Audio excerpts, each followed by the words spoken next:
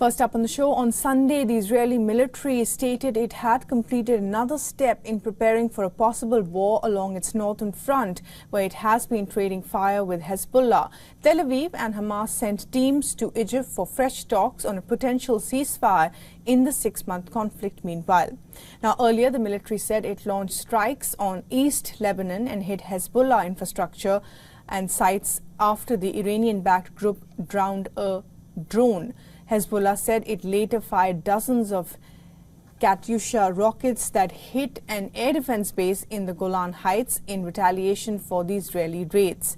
The Israeli attack reportedly targeted a Hezbollah training camp in Janta village near the border with Syria and the town of Safre near Baalbek. The Israeli shelling has killed around 270 Hezbollah fighters and around 50 civilians and displaced some 90,000 people in South Lebanon. Around 60,000 Israelis have been uprooted from the country's northern border area. 18 people, civilians and soldiers, have been killed on the Israeli side of the border. The US and other countries have sought a diplomatic resolution to the worst fighting between Israel and Hezbollah since their 2006 war. Both Israel and Hamas confirmed that they were sending delegations to Egypt. Netanyahu said there would be no deal without a hostage release and that he would not cave into international pressure either. Hamas says an agreement must include freedom of movement of residents across the Gaza Strip. Israel is under increased pressure from Washington. Biden has demanded that it improve humanitarian conditions in Gaza and work towards a ceasefire, and said the U.S. support could depend on that going forward.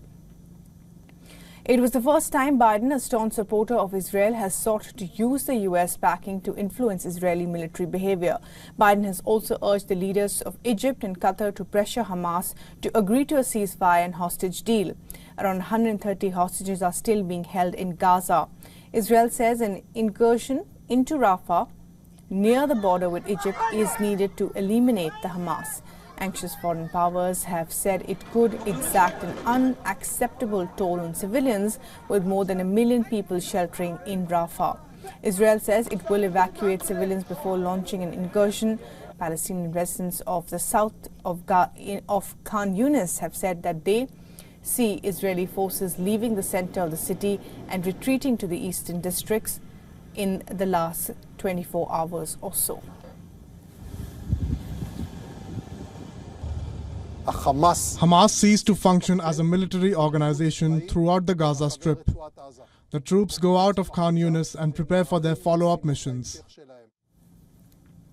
Now, new video footage showed the destruction at the Nasser hospital in Khan Younis after Israel pulled out some of its troops. Israel is also on alert for a possible retaliatory attack from Iran in the elections after the killing of Iranian generals on April 1st.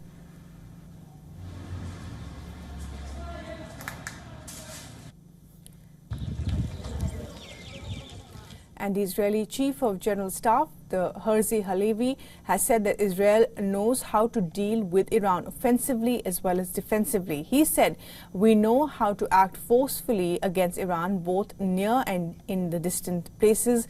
We are operating in cooperation with the US and strategic partners in the region." For the very latest on this, our correspondent Jody Gohun sent us more.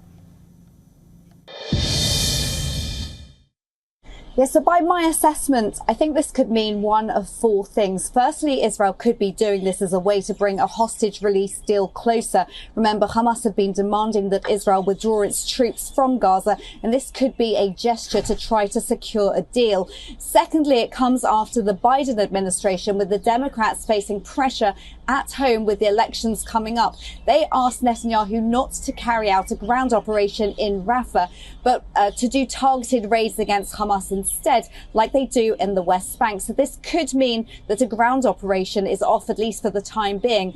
Thirdly, we've seen an increase in rocket fire from Hezbollah into northern Israel. So it could mean that the IDF is regrouping troops there in northern Israel. And fourthly, Iran has threatened Israel And that's after Iran accused Israel of killing General Zahidi, the head of the Iranian forces in Lebanon and Syria. Now, Israel is on high alert and prepared, they say, for a possible significant attack this week by Iran. So it could be related to that as well. For all the latest news, download the WION app and subscribe to our YouTube channel.